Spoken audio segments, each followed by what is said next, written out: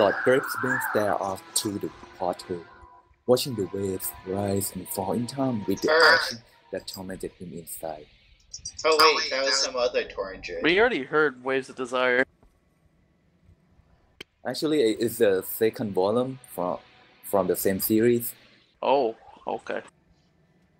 Okay, give me this shit. Let's do this. Okay. How long has she kept him waiting here in the cabin of his luxury schooner? He felt the keen edge of his desire growing more insistent, spurring his impatience. At last, the cabin door swung open. She paused in the doorway, torchlight playing around about the hem of her low-cut silken gown as the shadows danced upon her pale cindery skin. "Am I late, my lord?" she asked, chewing on the fullness of her lower lip. Okay, am I ready to read? He found himself read that one, I'm speechless sorry. as his jaw dropped to the floor. He knelt to pick it up, rising as he snapped back in place. "Some things are worth waiting for, Lady Sunskin." He held out his hand, beckoning her closer. For a moment, a look of uncertainty crossed the highborn's brow. Her shallow breast hung heavy with hesitation and longing. You know, if I leave the channel, then you're just reading a bunch of smut to a bunch of dudes online. Polished skin of his cheek. You know what, Avon? This is guy time, so be quiet and just enjoy. I hope your dedication does not hinder your enthusiasm, Lord Gravesbane. He took her hand and kissed it with his one good lip. "Fear not, darling. My soul is not what it used to be, but my tongue remains as limber as ever." "Oh, Lord Gravesbane," she swooned.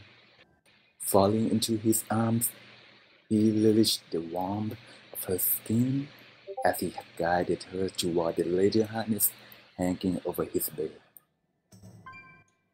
The story continues for many more chapters, laden with porthole puns written by Auroch. See you next time. Yeah, I'm done. Okay, my turn. Alright, Leoz, get reading.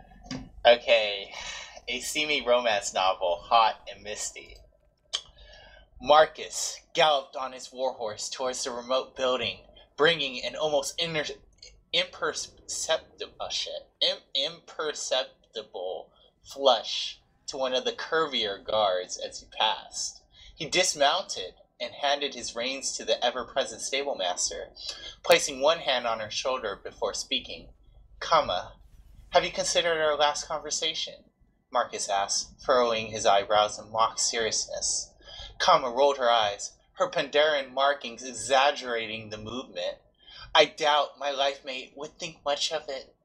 Marcus let out a bellowing laugh, looking over his shoulder as he walked away.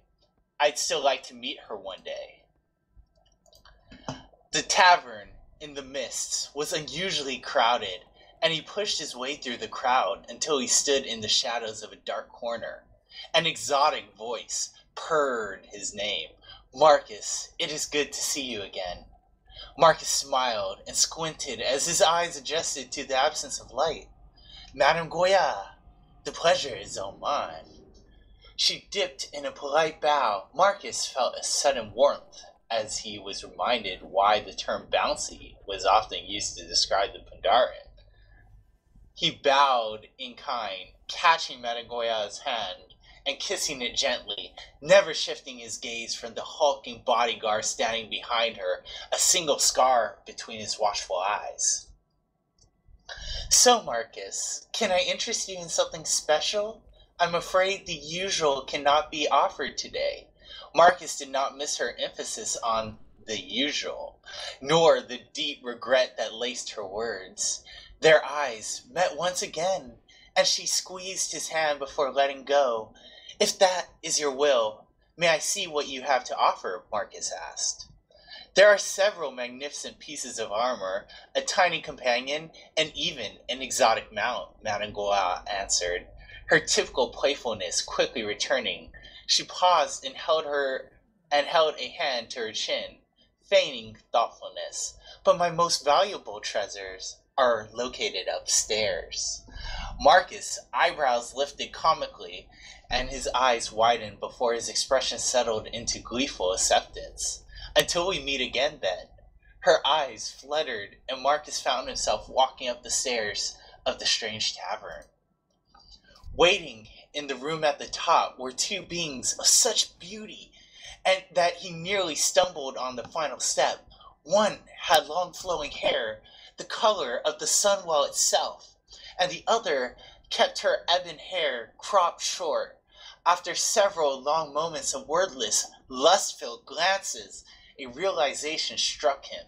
He was looking into the face of the enemy. He unsheathed his mighty sword, bathing the blood elves in its pulsating glow.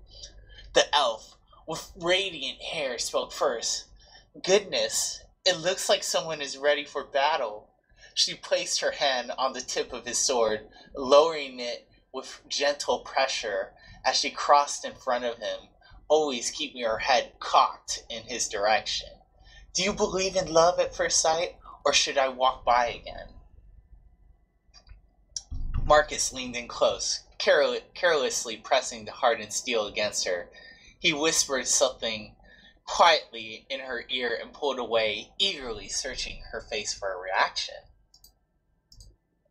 No, I won't do that, but my sister will." The blonde giggled. The dark-haired one silently raised a single eyebrow, nodding and shrugging her delicate shoulders at the same time. With a subtle gesture, her body glowed with an intense inner fire, burning away what little clothing she wore. As Marcus's muscular arms wrapped around her, she whispered something to him. A symbol unseen by Marcus momentarily appeared above his head and surrounded him in white glow. That feels amazing. What did you do?" he asked. "Fortitude, my lord. You will need it." It was then that he noticed she was literally levitating off the ground, weightless in his arms. His mind began to spin as countless scenarios played out in his head. His strong hands began to ... The remaining pages are shrouded in mist.